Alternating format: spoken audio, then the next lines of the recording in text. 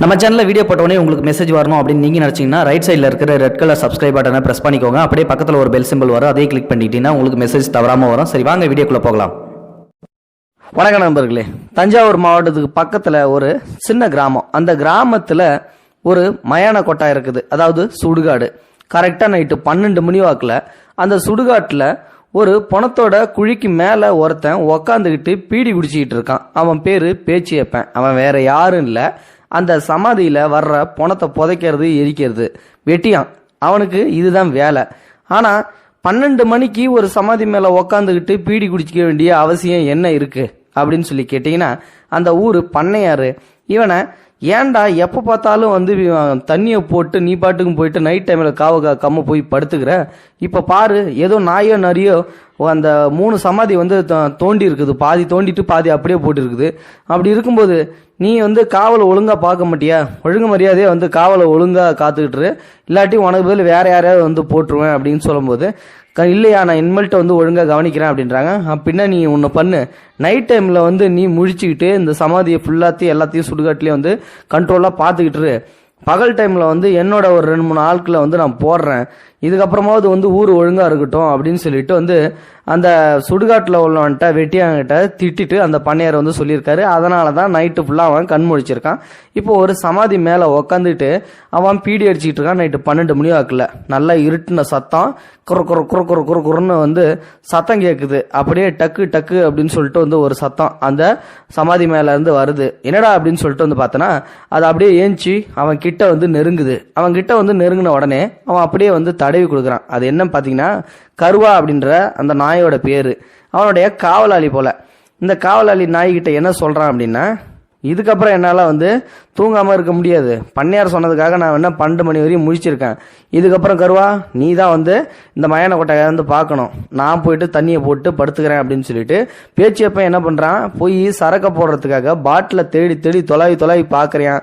அப்போ பாட்டிலே கிடைக்கல, எல்லா பாட்டிலையும் குடிச்சே தீத்துட்டான் போல. அப்புறம் என்ன பண்ணுறேன், எல்லா பாட்டிலில் இருக்கிற அந்த ரவ சரக்கையும் ஒன்றா சேர்த்து ஒரு கிளாஸில் குடிக்கலாம் அப்படின்னு சொல்லிட்டு கொஞ்சம் கொஞ்சமாக ஊற்றிட்டு இருக்கேன். அப்போது ஒரு சத்தம் புஸ்ஸுங்குது. என்னடா அதுன்னு சொல்லிட்டு திரும்பி பார்க்குறேன். அப்படியே கருப்பாக வளைஞ்சு நெளிஞ்சுக்கிட்டு குடிசையோட ஒரு ஓட்டையிலிருந்து உள்ளார வந்து எட்டி பார்க்குது. கருணாகந்தான்.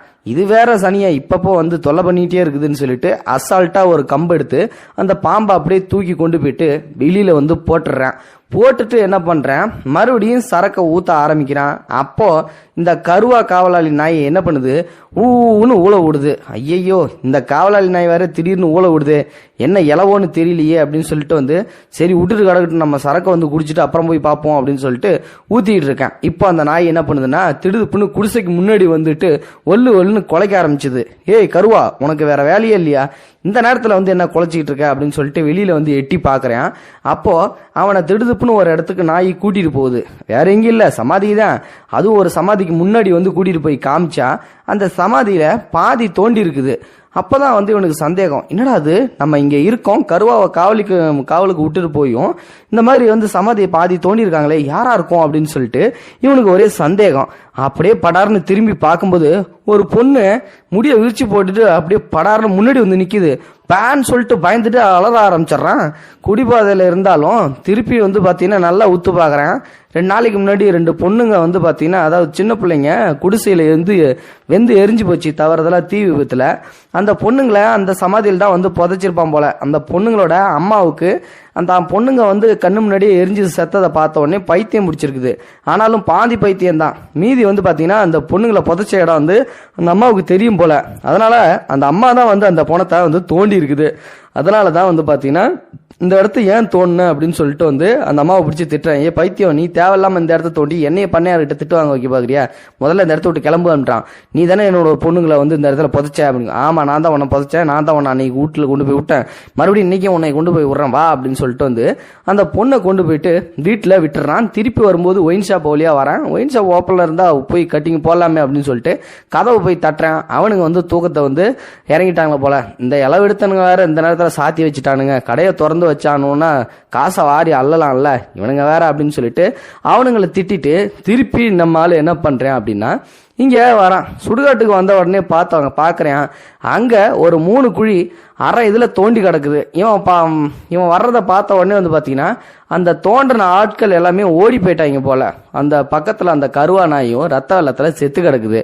உடனே இவனுக்கு அதிர்ச்சி ஆகி போச்சு. எவனால இருக்கும், ஒருவேளை பேய் நடமாட்டமாக இருக்குமா இல்லை ஆட்கள் நடமாட்டமாக இருக்குமா அப்படின்னு சொல்லிட்டு இவனுக்கு ஒரே சந்தேகம். பேயா இருந்ததுன்னா நம்ம இத்தனை காலத்துக்கு அந்த சுடுகாட்டில் வந்து வாழ முடியாது.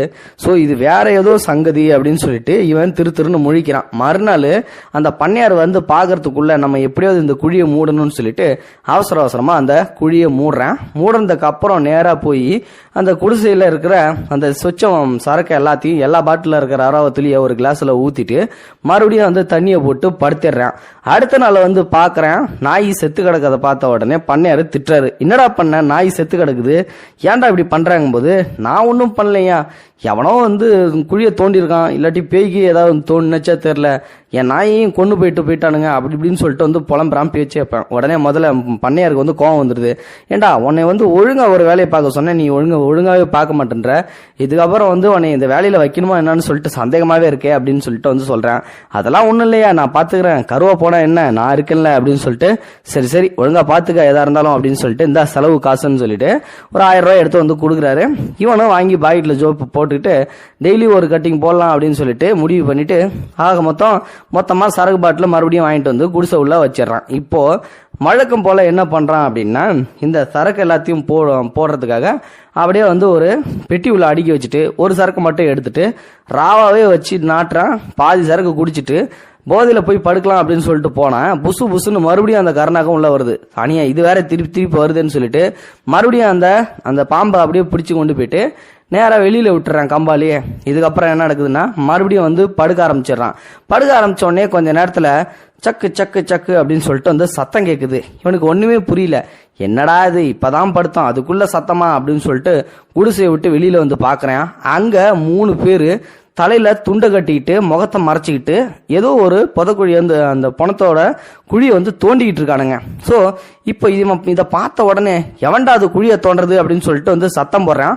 அந்த சத்தத்தை கேட்ட உடனே வந்து எல்லாரும் பதறி அடிச்சுட்டு அங்கிருந்து ஓடுறானுங்க. ஓடுறதுக்கு அப்புறம் வந்து பார்த்தீங்கன்னா இவன் ஒருத்தனை பிடிக்கலாம் அப்படின்னு சொல்லிட்டு வந்து போகும்போது அங்கேருந்து கால் தடுங்கி ஒரு குழியில போயிட்டு விழுந்துடுறான். குழியில போய் விழுந்ததுக்கு அப்புறம் வந்து பார்த்தீங்கன்னா சரின்னு சொல்லிட்டு அவனுங்களாம் ஓடி போயிடுறானுங்க. இவன் மட்டும் அந்த தோண்டின குழியில போயிட்டு விழுந்துடுறான். சரின்னு சொல்லிட்டு காலு மட்டும் உள்ள போயிடுது. எப்படியோ முக்கி காலை எடுத்துடலாம் அப்படின்னு சொல்லிட்டு காலை பிடிச்சி இழுக்கிறான். அந்த காலை பிடிச்சி இழுக்கும் போது ஒரு பெரிய நெக்லஸ்னா பெரிய ஹாரம் ஒன்று வந்து அவன் காலில் இருந்து வருது. அந்த ஹாரத்தை பார்த்தோன்னே என்னடா அது பவுனு மாரி இருக்குன்னு சொல்லிட்டு வெளில எடுத்து பார்க்குறான், பவுனு. அதுக்கப்புறம் தான் இவனுக்கு ஓஹோ இதில் ஏதோ சங்கதி இருக்குன்னு சொல்லிட்டு அந்த அவனுங்க தோண்டி விட்டுட்டு போனாங்க பார்த்தீங்களா, அந்த குழியை வந்து தோண்ட ஆரம்பிக்கிறான். அது நிறைய வந்து பார்த்தீங்கன்னா ஒரு பெட்டி நிறையா வந்து தங்கம் இது எல்லாமே ஜுவல்ஸ் எல்லாமே அடுக்கி இருக்குது. என்னடா அது இவ்வளோ ஜுவல்ஸ் அடுக்கி இருக்குது, ஒருவேளை இதுக்காக தான் வந்து தோண்டானுங்களா, என்ன சங்கதி ஒன்றுமே புரியலையே அப்படின்னு சொல்லிட்டு அடுத்த நாள் என்ன பண்ணுறேன், அந்த தங்கத்தில் 3 குழியிலே இருந்த அந்த எல்லா குழியும் வந்து தோன்றேன். அதில் உள்ள தங்கம் எல்லாத்தையும் சேர்த்தா 1 மூட்டை கணக்கு வந்து தங்கம் வருது. அதை எல்லாத்தையும் எடுத்து ஒரு வாரமாக இவனோட குடிசையில் ஒரு பகுதியில் தோண்டி வைக்கிறான். இதுக்கப்புறம் தான் வந்து பார்த்தீங்கன்னா பண்ணையார் வந்து என்ன பண்ணுறான் அப்படின்னா, அந்த குழி எல்லாத்தையும் தோண்டி வந்து மூடந்தா வந்து பார்த்துட்றான். குழி எப்பயுமே வந்து மூடின மாதிரியே தானே இருக்கும், ஆனால் இன்னைக்கு கொஞ்சம் வித்தியாசமா தெரியுது, ஏதோ சங்கதி நடந்திருக்கு அப்படின்னு சொல்லிட்டு வந்து இவன் வந்து சரி அவன்கிட்ட கேட்கக்கூடாது, கேட்டால் நாம மாட்டிக்குவோம் அப்படின்னு சொல்லிட்டு பண்ணையார் அங்கேருந்து வந்து போயிடுறான். மறுபடியும் அடுத்த நாள் என்ன பண்ணுதுன்னா இருட்டிடுது. அதே நைட்டு 12 மணி வாக்கில் மறுபடியும் அந்த திருடனுக்கு வரானுங்க. இந்த தடவை இவனை விடக்கூடாதுரா அப்படின்னு சொல்லிட்டு அந்த குடிசை உள்ள போறானுங்க. ஃபுல் போதையில் இருக்கிற அவனை பிடிச்சி கட்டி போட்டுறானுங்க. கட்டி போட்டுட்டு அந்த குழியை தோண்டி பார்க்கறானுங்க. அதுல ஒரு தங்கம் கூட இல்லை. எங்கடா போச்சு தங்கம் அப்படின்னு சொல்லிட்டு இவனுங்க எல்லாரும் திருன்னு முழிக்கிறானுங்க. அதுக்கப்புறமா வந்து பாத்தீங்கன்னா ஒருவேளை இவன் தான் நேற்றுக்கு எடுத்துருப்பானோ அப்படின்னு சொல்லிட்டு அவனை பிடிச்சி தண்ணியை ஊற்றி நல்லா தெளிய வைக்கிறானுங்க. தெளிஞ்சதுக்கு அப்புறம் அவனை பிடிச்சி விசாரிக்கும் போது அவன் தான் அந்த தங்கத்தை எடுத்திருக்கான் அப்படின்ற விஷயம் தெரிய வருது. இதுக்கப்புறம் எப்படியோ அவன்கிட்ட இருந்து தங்கத்தை வாங்கணும்னு சொல்லிட்டு அடிச்சு உதச்சி தங்கத்தை வாங்கிடுறானுங்க. இதுக்கப்புறம் அவன் என்ன பண்ணிடுறான், அதில் பாதியை கொஞ்சம் வேற ஒரு இடத்துல ஒளிய வச்சிருக்கான் போல. இவனுங்களுக்கு கொஞ்சம் தான் கிடைச்சிருக்குது, அந்த தங்கம் நமக்கு கிடைச்சா போதும் அப்படின்னு சொல்ற மாதிரி இவன் வந்து 3 பேரும் எஸ்கேப் ஆக பார்க்குறானுங்க. அந்த நேரம் கரெக்டாக பண்ணையார் உள்ள வந்துடுறாரு. நான் சந்தேகப்பட்டது சரியா போச்சு, இந்த கூட்டுக்கலவாணிங்க எல்லாரும் சேர்ந்து தான் இந்த தங்கத்தை திருடி இருக்கானுங்க அப்படின்னு சொல்லிட்டு இப்போ இந்த 3 பேரையும் வந்து பிடிச்சி விசாரிக்கிறானுங்க. அந்த 3 பேர்ல ஒருத்தனோட பொண்டாட்டிய இவன் வச்சிருந்திருக்கான், அதாவது இந்த பண்ணையாரு. அந்த பொண்டாட்டி மூலியமா தான் அவனுக்கு விஷயம் தெரிஞ்சிருக்குது, இந்த சுடுகாட்டில் தான் பண்ணையாரு கோயிலுக்கு தேவையான நகையில எல்லாத்தையும் மறைச்சு வச்சிருக்கான் அப்படின்னு சொல்லிட்டு இப்போ அந்த விஷயத்தை தெரிஞ்சுக்கிட்ட அவன் தன் பொண்டாட்டி மூலமா இன்னொரு 2 கூட்டுக்கலவாணியில சேர்த்துட்டு அந்த தங்கத்தை திருடுறதுக்காக அங்க வந்தா பண்ணையார் அந்த இடத்துல வந்து பிடிச்சிடுறான். இதுக்கப்புறம் என்ன நடக்குது, அந்த 3 பேரையும் கொன்னு அதே சமாதியிலே வந்து புதைச்சிடுறான். தங்கம் வந்து பாதி தான் பண்ணையாருக்கு கிடைக்குது, மீதி எங்கடா போச்சு அப்படின்னு சொல்லிட்டு தேடிட்டு இருக்கும்போது தான் நம்ம பேச்சு எப்பனம் பிடிக்கிறான். ஏய் மரியாதையா நீ சொல்லிடு, நீ தான் தங்கத்தை தேடி இருக்க அப்படின்னு சொல்லிட்டு அவனை போய் விசாரிக்க போகும்போது அங்க கருணாக பாம்பு உள்ள இருக்குது. அப்போ என்ன நடக்குது அப்படின்னா பேச்சியப்பன் இந்த கருணாக பாம்பை கையாலே பிடிச்சிடறான். கையாலே பிடிக்கும் போது பேச்சியப்பனும் ஒரு போடு, அவங்காலி. அதுக்கப்புறம் பண்ணையார்கிட்ட போகுது, பண்ணையாரையும் ஒரு போடு, அவனுங்காலி. ஆளுங்க எல்லாரும் தெரிச்சு ஓடுறானுங்க அங்கிருந்து, பாம்பு நம்மளையும் கடிச்சிருமோன்னு சொல்லிட்டு.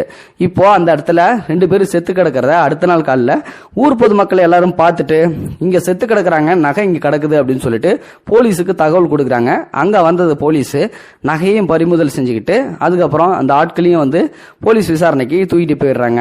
ஸோ இது ஒரு அருமையான கதையா இருக்கும்னு நினைக்கிறேன். என்னைக்குமே பேராசை பெருநஷ்டம் அப்படின்றது எல்லாத்துக்கும் வந்து இந்த தீங்கு விளைவிக்கும் அப்படின்றது இந்த கதை மூலமா தெரிஞ்சிருக்கும். அந்த பேச்சியப்பனுக்கு கிடைச்ச அந்த நகையை வச்சு அவன் வேற ஏதாவது வந்து பண்ணியிருந்திருக்கலாம். ஆனா அது திருட்டு நகை, கண்டிப்பா அது அந்த பண்ணையாருக்கும் சொத்து அந்த உரிமை கிடையாது. அது வந்து கிராம மக்கள் சார்பாக கோயிலில் போடப்பட்ட நகை.